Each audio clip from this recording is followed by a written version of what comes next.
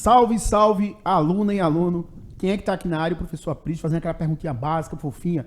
Tem aluno aí? Eu espero que sim. Dito isso, eu vou pedir para a produção abrir essa imagem aí. Por favor, produção, abra essa imagem para que esse aluno possa se apropriar desse saber. E eu vou falar de uma forma bem tranquila para que você possa entender com muita propriedade.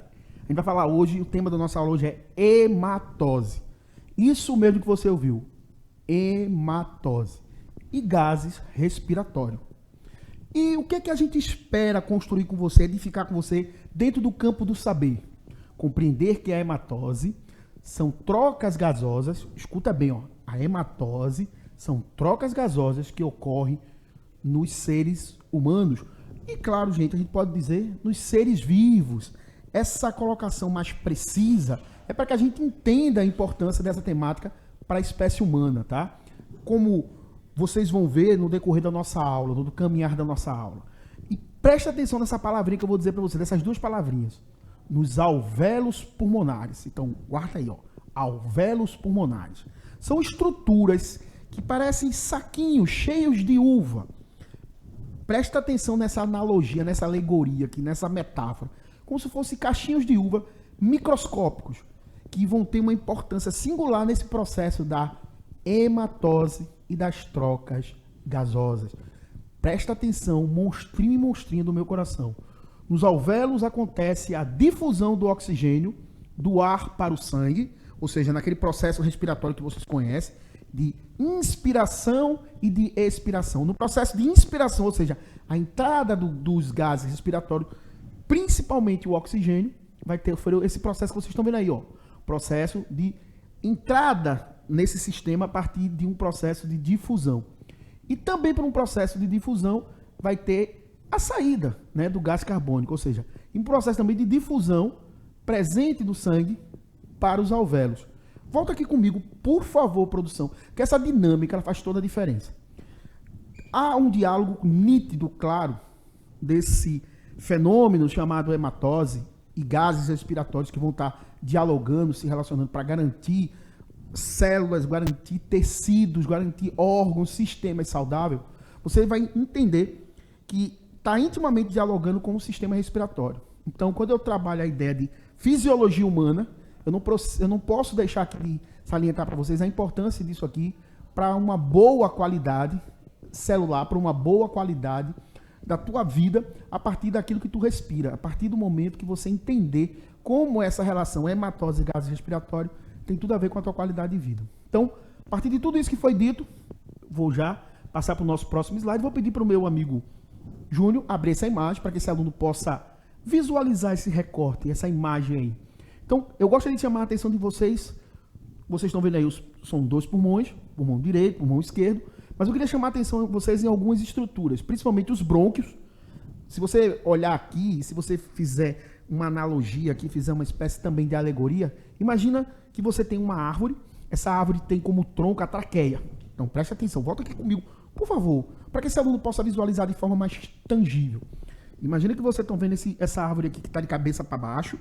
Você tem aqui, ó, a traqueia, que seria esse tronco dessa árvore, e aí essa árvore ela vai, né, esse tronco ele vai se alongando até chegar nessa copa dessa árvore, aonde você vai ter os brônquios, que ele sofre uma espécie de bifurcação, se divide para o pulmão direito e para o pulmão esquerdo. E lá no finalzinho dele vai se formar os brônquios, que são estruturas mais vamos dizer assim, com um calibre menor, quase próximo do microscópio, até chegar ao microscópio. E lá no finalzinho vai ter o que a gente chama de alvéolos, tá? Vocês estão vendo aqui, ó, os bronquíolos, que são estruturas bem mais reduzidas, beirando mesmo essa ideia de ser microscópica, até chegar aos alvéolos. E é lá nos alvéolos onde vai ocorrer essa mágica, onde vai ocorrer todo esse processo, de trocas gasosas, tá? Presta atenção. Então, esse processo de hematose, a hematose vai justamente ser nessa área aí que você vai ter todo esse fenômeno tão relevante, tão importante para a nossa saúde, para a gente justamente ter células, tecidos e órgãos saudáveis no que tange a questão da respiração. E claro, pensar também em respiração celular. Então guarda essas informações que faz toda a diferença. Abra essa imagem de novo aí, por favor, produção, para que esse aluno possa visualizar topograficamente essas estruturas, chamando a atenção mais uma vez para vocês, ó. ali a traqueia, como se fosse esse tronco dessa árvore. Aí você vai subindo, daí sofre essa bifurcação, os brônquios e os bronquíolos. E aí, pedindo já para a produção deixar nessa imagem aqui, volta aqui comigo rapidinho. A gente vai entender agora essa dinâmica. Lembra que a gente falou dessa entrada do gás oxigênio pelo processo respiratório de inspiração, e daí lá nos alvéolos vai ocorrer esse oxigênio que vai ser transportado para onde? Para os tecidos, para o sangue, para ser transportado. Então, tudo isso. E aí, o contrário também é verdade. Você vai ter o gás carbônico, que está vindo também dos tecidos, estão vindo lá pelas artérias, pelas veias, para justamente ser depois, para o processo, tanto a entrada do oxigênio como a saída do gás carbônico, vocês vão ver que vai ter uma relação íntima com o processo de difusão. Então, quando você presta atenção aqui, ó, você vê esse alvéolo pulmonar aqui, essa estrutura que você vai ter milhares de milhões, tanto no teu pulmão direito como no teu pulmão esquerdo, lá no finalzinho dos bronquíolos, você percebe nitidamente que aqui você está vendo aqui, ó, um capilar. Capilar é esse vaso microscópiozinho. E nesse capilar você vai ter aqui, ó, o gás carbônico saindo. Esse gás carbônico, ó, ele está saindo e através desse processo aqui, ó, que está ocorrendo aqui nos alvéolos pulmonares, você também percebe que tem a entrada do oxigênio. Então, essa entrada do oxigênio para ir para o sangue, ou seja, esse sangue que transportou esse gás carbônico que precisa ser expulso do nosso corpo pelo processo de expiração, tá, todo esse fenômeno ocorrendo lá nos pulmões. E lá, ó, a gente inspira e expira. Então, esse processo está intimamente ligado também a esse fenômeno fisiológico de ordem microscópica, mas de uma importância ímpar. E aí você entender que tudo isso está ocorrendo, ó, tanto esse processo aqui, quem é que está transportando, quem é que está levando quem, você vai ver que tem a ver com plasma sanguíneo, tem a ver com as hemácias, tem a ver com a própria formação de bicarbonato de sódio. Daqui a pouco a gente vai falar sobre isso para você. Tem a ver com essa questão que envolve a formação de bicarbonato. Daqui a pouquinho você vai ver isso com muito mais nitidez. Mas o que eu quero chamar a atenção de vocês é vocês entenderem toda essa dinâmica do que está entrando e do que está saindo. Então, de uma forma muito simples, abre essa imagem aí, por favor, produção, para que esse aluno veja nitidamente a entrada do oxigênio. Esse oxigênio ele entra por difusão. E você também vê nitidamente a saída do gás carbônico, que sai também por difusão. Tudo isso está ocorrendo aonde? A nível de alvéolos, né, pulmonares, que essa troca tanto do sangue arterial para o sangue venoso. Volta aqui comigo mais uma vez, produção, para que isso fique muito nítido. O que seria esse sangue arterial?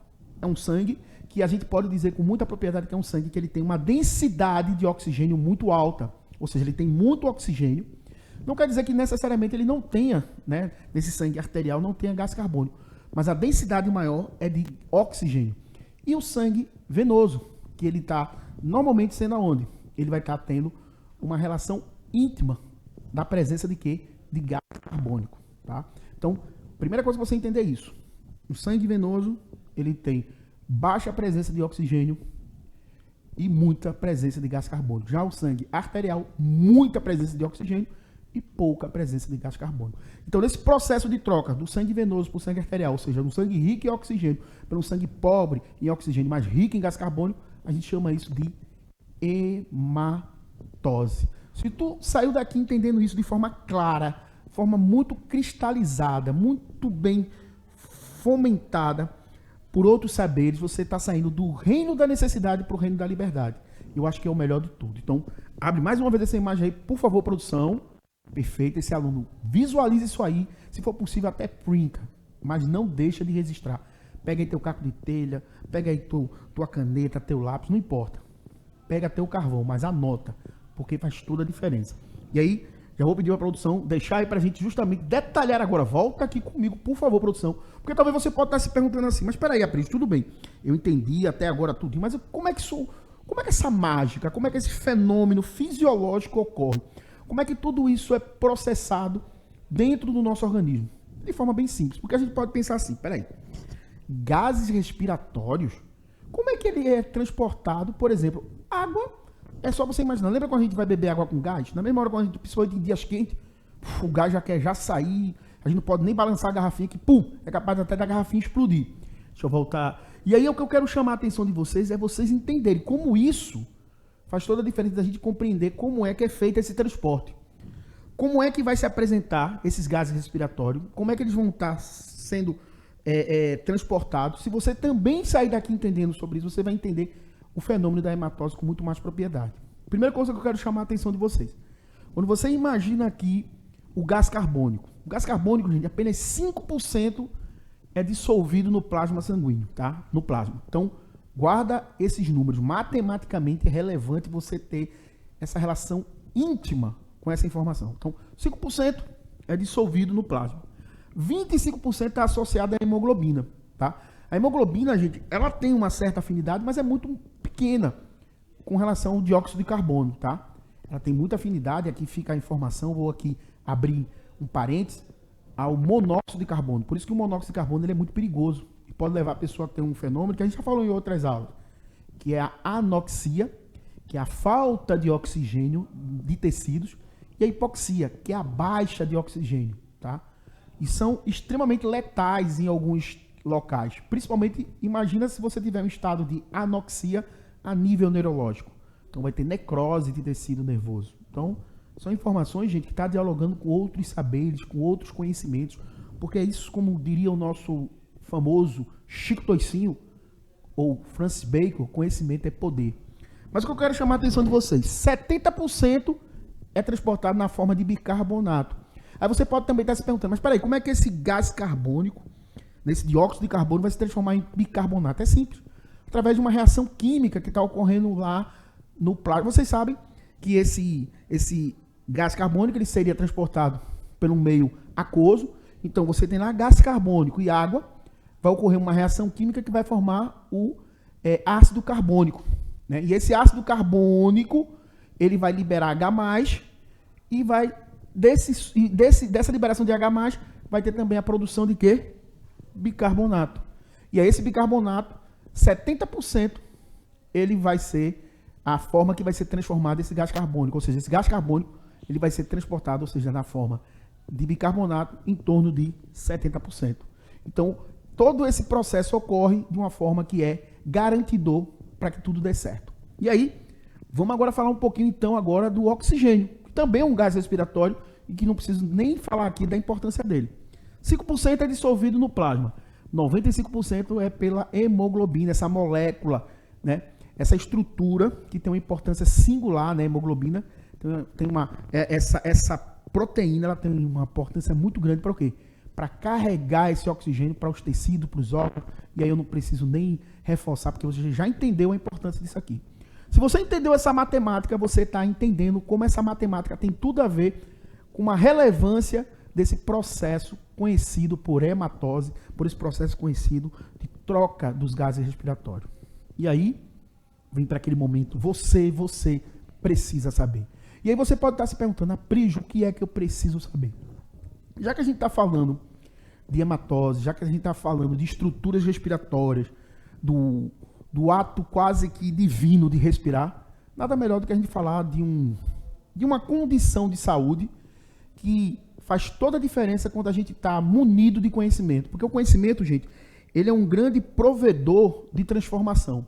Porque quando eu tenho conhecimento, eu tenho a possibilidade de olhar para o outro de forma muito mais sensível. E aí, ó, eu gostaria justamente de trazer luz para vocês sobre essa temática. Você sabe identificar a fibrose cística? É uma condição médica, uma condição de saúde que aflige pessoas que, se a gente não tem o cuidado, se a gente não tem a sensibilidade, se a gente não tem uma assistência médica ideal, pode comprometer a qualidade de vida dessas pessoas. Mas, devido ao avanço da ciência médica, a gente pode dizer que a gente fez passos gigantescos para garantir o direito à saúde das pessoas que têm fibrose cística.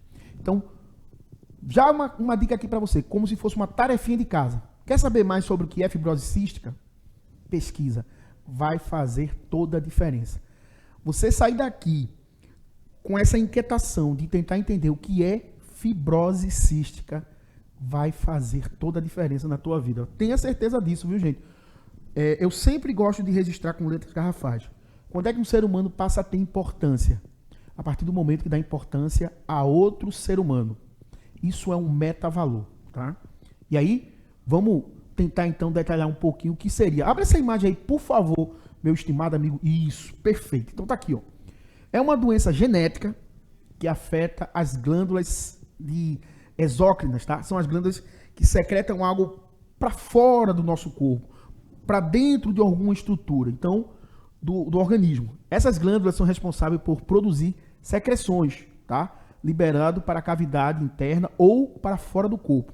Os pacientes diagnosticados com fibrose císticas, guarda essa informação, apresentam alterações na produção dessas secreções, que podem ser viscosas e possuir teor alterado de cloreto. E faz com que, gente, essas estruturas elas fiquem muito menos funcionais, ou seja, ela deixa de ter a funcionalidade que ela deveria ter. E aí, ó, popularmente conhecida como, que é chamado, pessoa suarsal. Vê que coisa interessante. Volta aqui comigo, por favor, produção.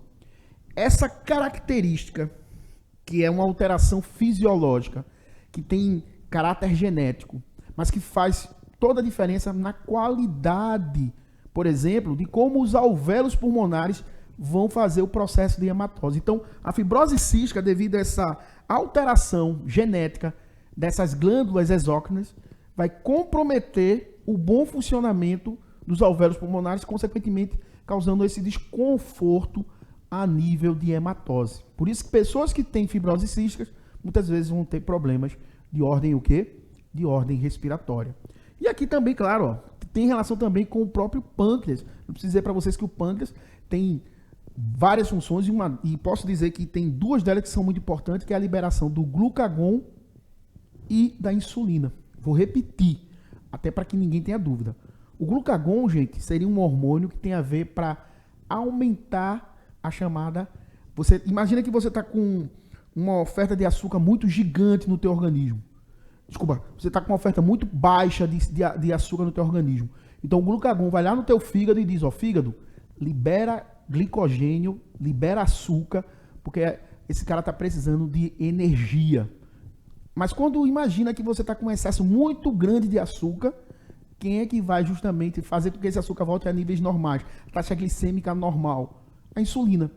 Ela vai lá abrir a célula e dizer, célula, se abre, porque a gente precisa que esse açúcar entre para justamente fazer o que também? Então, glucagon e insulina trabalham de formas, dando feedback para o outro. Um dizendo, quando um está em alta, o outro está em baixa. Quando um está em baixo, o outro está em alta. Então, vocês imaginam se houver problema também na secreção, na liberação desse hormônio, dessa estrutura que é um órgão, né, uma glândula mista, tanto exócrina como endócrina, ou anfícrina, como a gente chama, né? Vocês imaginam o comprometimento também da saúde dessa pessoa com relação às funções pancreáticas. Então, fica essa dica. Mas quando você pensar em fibrose cística, geralmente a gente sempre associa a problemas que estão associados justamente ao muco que bloqueia o quê? As vias aéreas. Então, por isso que é muito marcante, salta aos olhos, chama muito a nossa atenção. Então, dito tudo isso, vou pedir para a produção abrir essa imagem, para que esse aluno se aproprie desse infográfico, desse recorte. Já vou mostrar aí para os meus estimados monstrinhos e monstrinhas do meu coração as nossas referências bibliográficas. Já vou pedir para a produção voltar aqui comigo, tá? Porque eu preciso registrar aqui meu muito obrigado a todos que estão envolvidos. Não posso aqui deixar de registrar a importância desse momento aqui. Tem relação íntima com a professora Danúbia, porque ela é uma grande mediadora, ela é uma grande ponte para que haja aqui inclusão, e uma inclusão de qualidade, que é sensível à importância do conhecimento para o outro, é sensível à importância do conhecimento para todos que estão aqui. Porque conhecimento, gente, ele é poder. Conhecimento é uma grande, pode-se chamar, uma grande ferramenta de transformação social. E, claro, agradecer a produção, agradecer você, aluna e aluno, porque tudo isso aqui só é possível por causa de você.